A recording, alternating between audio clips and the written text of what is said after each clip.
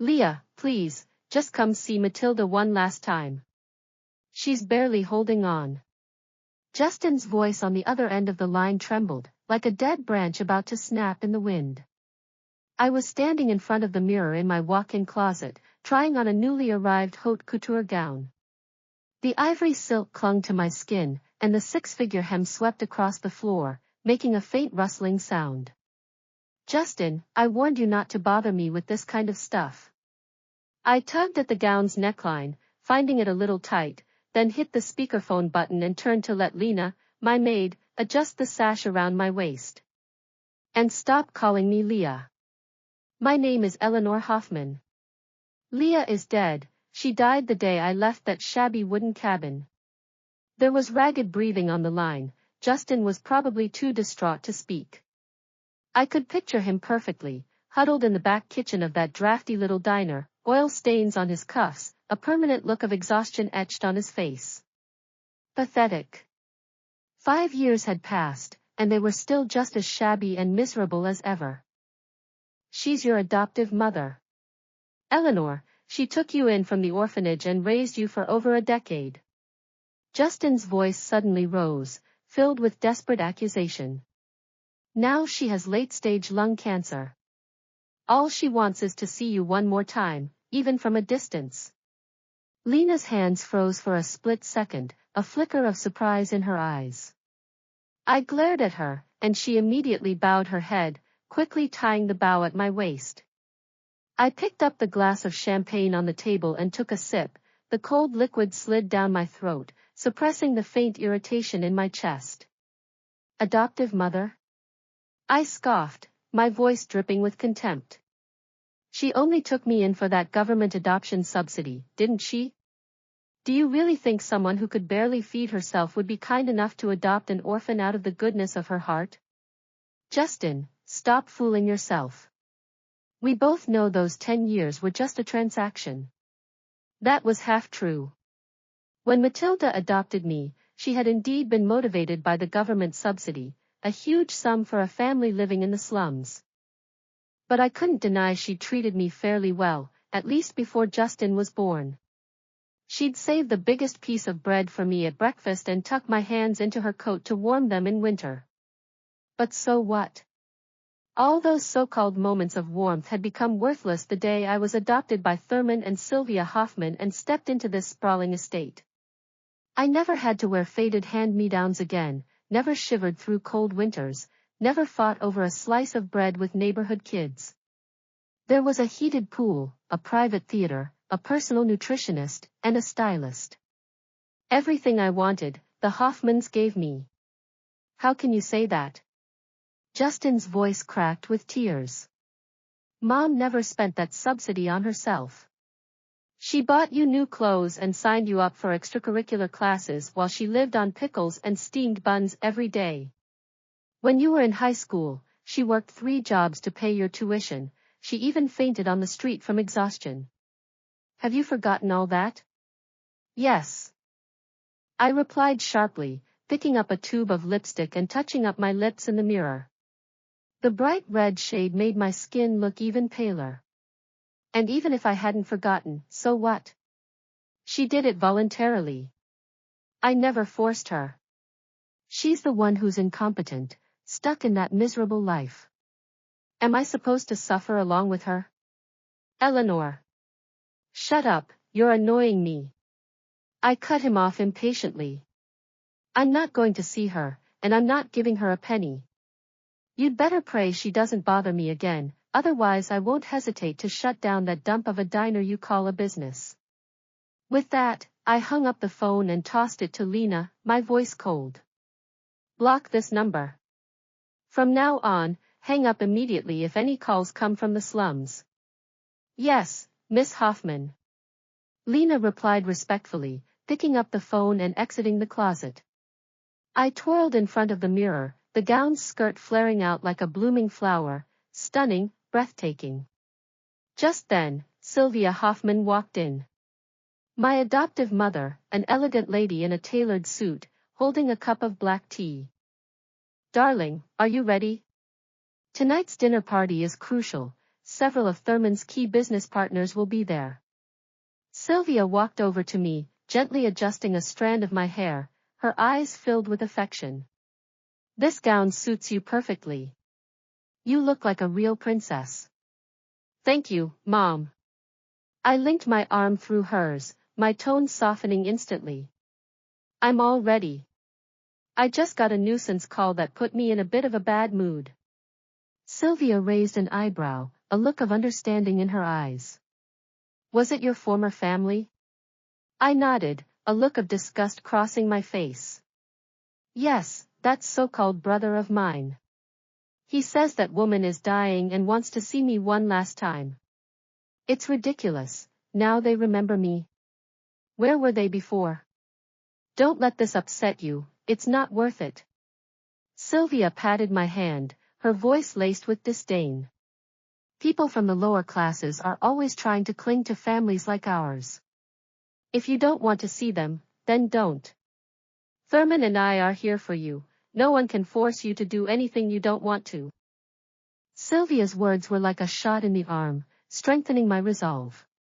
I had fought so hard to escape that squalor, there was no way I was going back. At the dinner party, I glided through the crowd in my ivory gown, surrounded by the scent of perfume and the sound of laughter. Men stared at me in admiration, while women clustered around, praising my gown and jewelry. I smiled and chatted politely, giving no hint of my humble slum upbringing. Eleanor, you look absolutely stunning tonight. It was Doreen, the daughter of a multinational corporation's CEO and my best friend. Is that Chanel's latest haute couture? I heard only 3 exist in the world. Yes, Daddy had it custom ordered for me. I said casually, deliberately flicking my wrist to show off the diamond bracelet, Thurman's gift for my 18th birthday, worth a fortune. I was going to wear another one, but Mom said this one was more suitable for tonight's occasion. Doreen stared at my bracelet enviously, a hint of jealousy in her voice. Mr. and Mrs. Hoffman dote on you so much, you're truly their princess. They treat me like their own daughter. I raised my glass and clinked it with hers. Unlike some people, who raise children like livestock, only thinking about what they can get out of them. I paused deliberately, letting the curiosity in the room build, then continued. I had an adoptive mother once, a very selfish woman. She only adopted me for the government subsidy. All she did was make me work, and she never gave me decent food or clothes. If it weren't for Daddy and Mom, I'd probably still be rummaging through garbage in the slums. Oh my God, that's terrible. How awful. Thank goodness you got out of there. The crowd murmured in sympathy. A surge of satisfaction washed over me as I looked at their pitying faces, feeling for a moment like a true victim who had escaped a nightmare. Halfway through the party, my phone vibrated. It was an unknown number. I frowned and answered it. Is this Miss Eleanor Hoffman?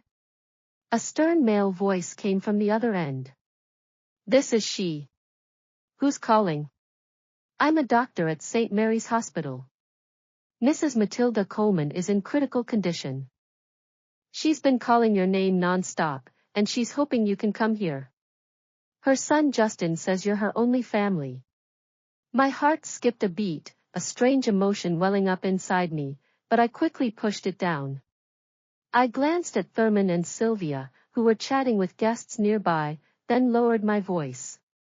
You have the wrong person.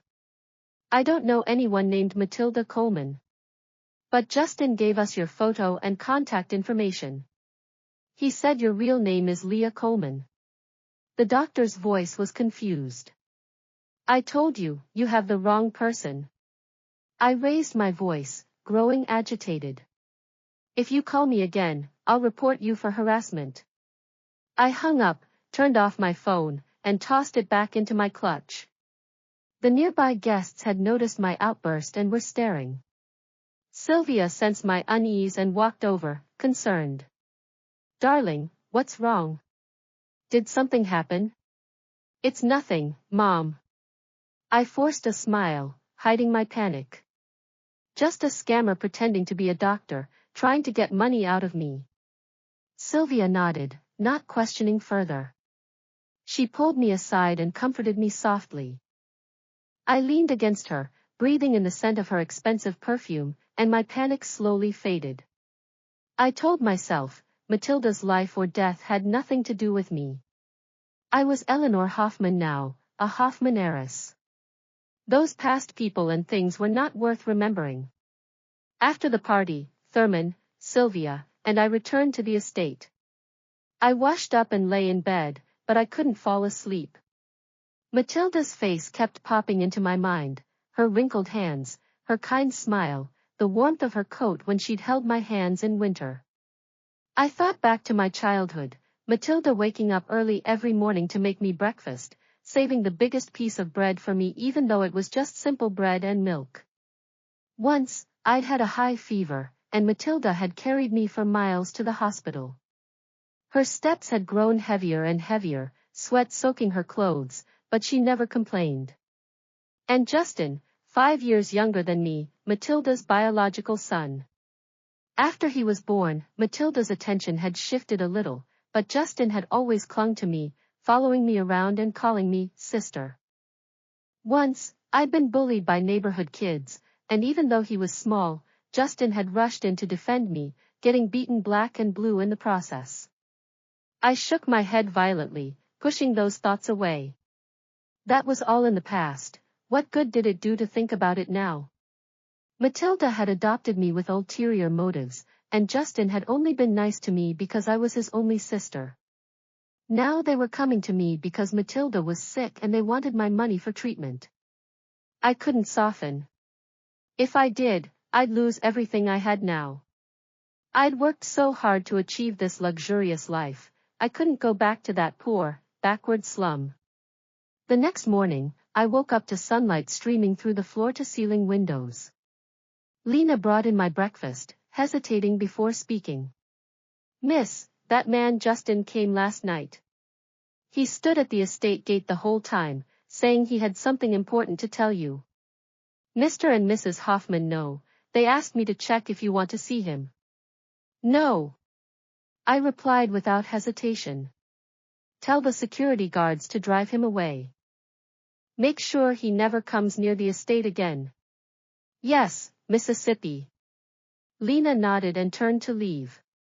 "Wait." I called her back, hesitating for a moment. "Did he say anything else?" Lena shook her head. "He didn't say a word. He just stood there, looking really sad." I said nothing, waving her away. I walked to the window and pulled back the curtains, looking toward the estate gate. Even from a distance, I could see that familiar, lonely figure, standing there like an abandoned tree. A dull ache spread through my chest, and a strong sense of guilt washed over me. I wanted to see him, to see Matilda, but I was terrified of losing everything I had. I was torn, unsure of what to do. Just then, Sylvia walked in. She saw me at the window, followed my gaze, and smiled knowingly. "It's Justin, isn't it?" I nodded, remaining silent. "Darling, I know you're conflicted." Sylvia walked over and patted my shoulder gently. "But you have to remember, you're a Hoffman now. Your status is different. People from the lower classes will only drag you down. Matilda is sick and needs a lot of money for treatment. They're coming to you because they want you to pay. Think about it, if you help them this time, they'll keep coming back, and you'll never have a peaceful life again." Sylvia's words hit me like a hammer. She was right, they were just trying to drag me down. I couldn't ruin my life because of a moment of weakness. I took a deep breath, turned away from the window, and said firmly, "You're right, Mom. I won't see him. Tell the security guards to drive him away, permanently." Sylvia nodded approvingly, smiling. "That's my good girl. Forget about these unpleasant things. Let's go shopping today. I heard a new luxury boutique just opened, they have all sorts of beautiful things." "Sounds great, Mom." I forced a smile, pushing those unpleasant thoughts to the back of my mind. We drove to the downtown luxury district. The sales clerks swarmed around us as soon as we walked in. Sylvia bought me dozens of things, handbags, shoes, jewelry, piling them into the shopping cart.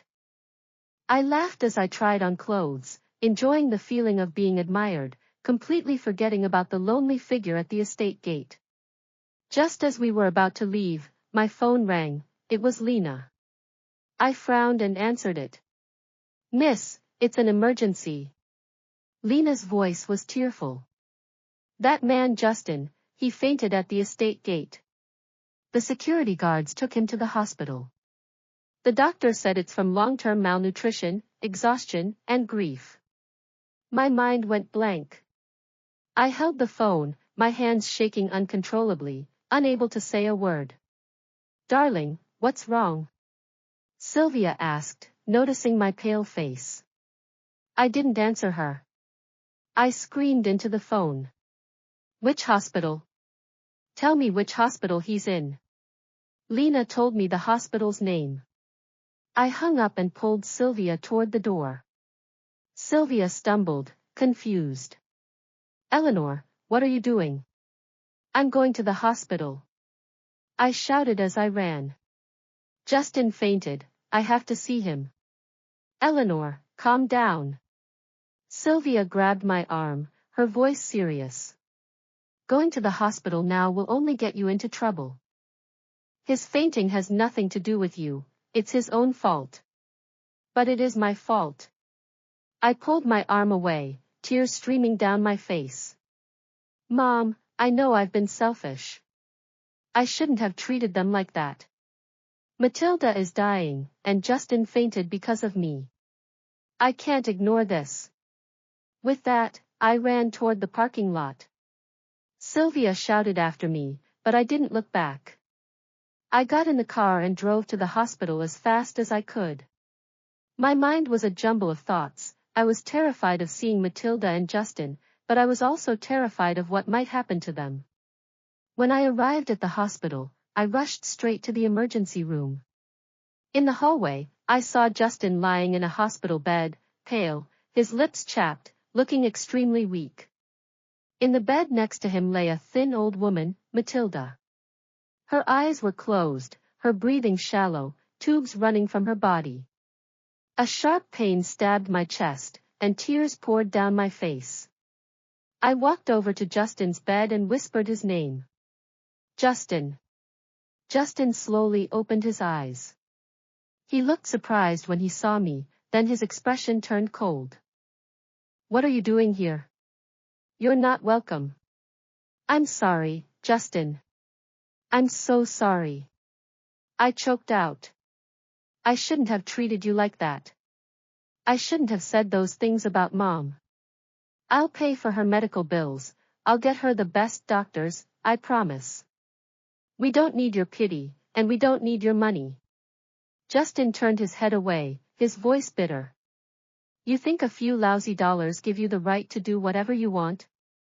You think living a luxurious life means you can abandon the family that raised you? Eleanor Hoffman, you sicken me. I know I was wrong, Justin. I really do." I knelt beside his bed, crying. "Please, give me a chance to make it up to you. To make it up to Mom." Just then, Matilda's eyes fluttered open. When she saw me, a faint light flickered in her gaze.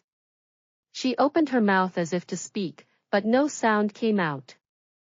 I rushed to her side and took her hand, it was cold as ice. "Mom, I'm here. I came to see you." I whispered, tears streaming down my face. "I'm sorry I didn't come sooner. I'm so sorry." Matilda looked at me, tears rolling down her cheeks. She shook her head slightly, then pointed weakly to the drawer beside the bed. Justin pulled out a tattered box and handed it to me. I opened it to find a stack of old photos and a small diary. The photos showed me as a child, wearing clothes Matilda had made for me, smiling happily. The diary's cover was worn and frayed. I opened it, and there, in Matilda's shaky but clear handwriting, were her words. Today, I adopted a little girl from the orphanage. She's so cute. I named her Leah. I promise I'll take good care of her and give her a happy life. Leah is sick today. I'm so worried. I carried her all the way to the hospital. No matter how tired I am, it will be worth it if she gets better. Justin was born today. I'll have to work harder to support 2 children. Leah is so sweet, she helps me take care of Justin all the time. It makes me so proud. Leah got into high school. I'm so happy for her.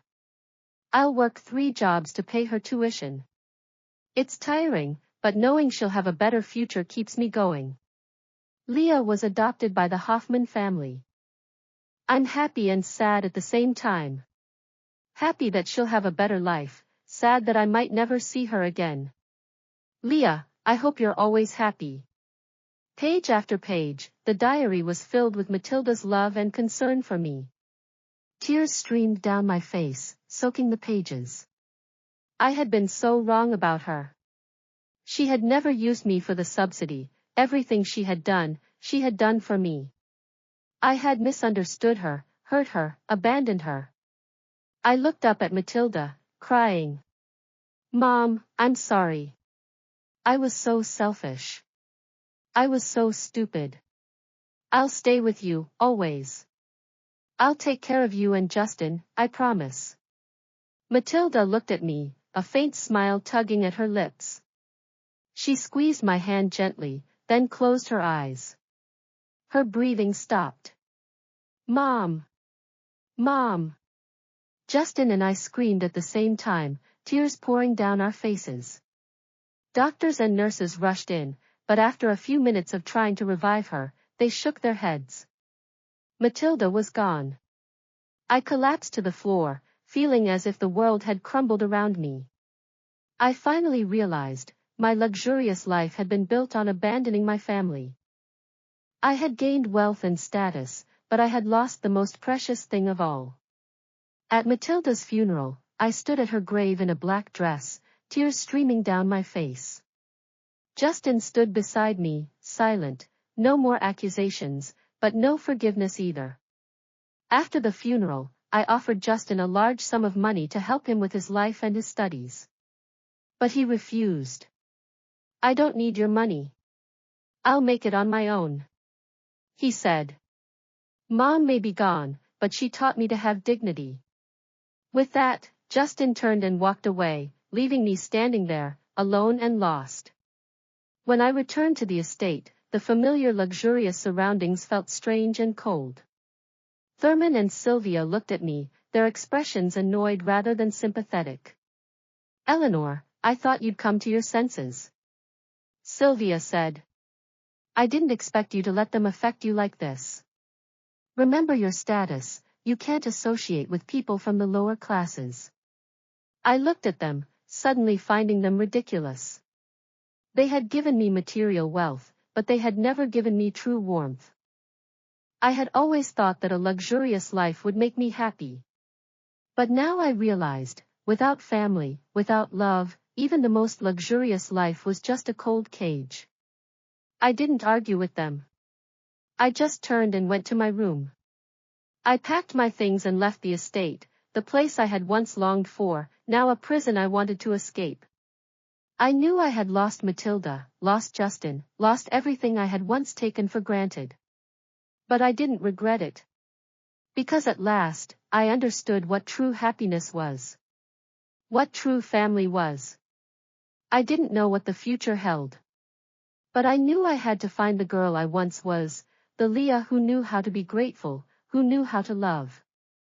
I would make amends for my mistakes, in my own way. I would honor the woman who had loved me with all her heart, for her entire life.